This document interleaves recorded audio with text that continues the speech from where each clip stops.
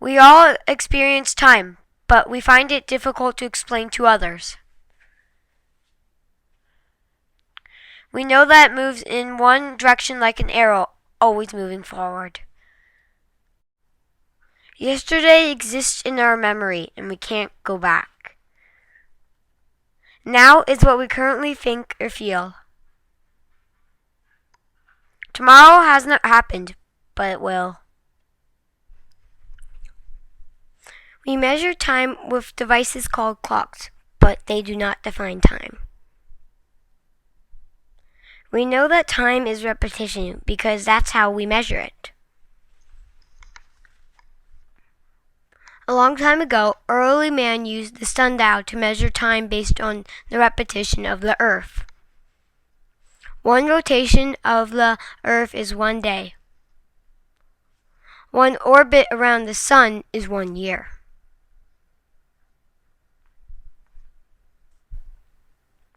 In 1656, the first pendulum clock was built using the repetition of the pendulum swing to measure time.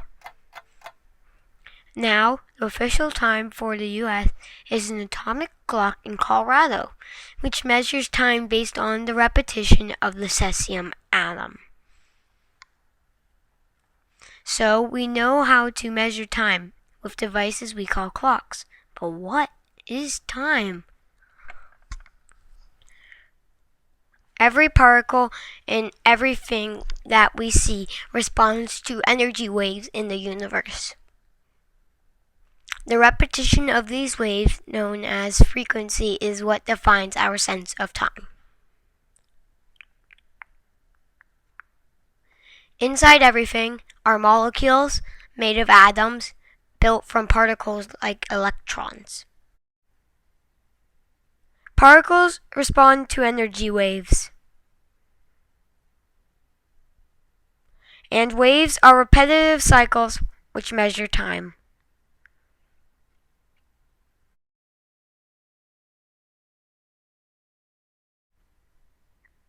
When not in motion, everything beats at the same rate, a universal clock.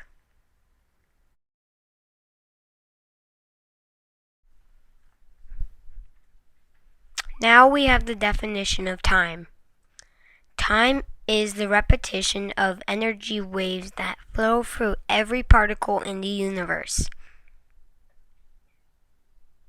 But there is a twist.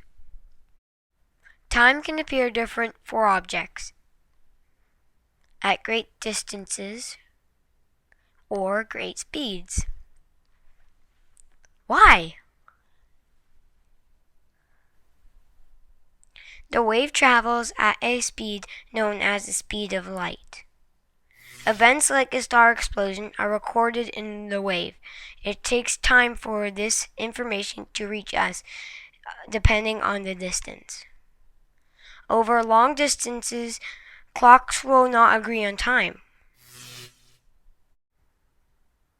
For example, a star exploding at 1 o'clock may be seen at 2 o'clock on planet Messi or 4 o'clock on Earth.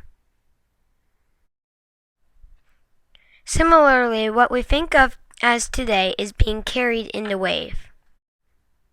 If another planet viewed us with a giant telescope, it would take many years for them to see our today because of the speed of the wave.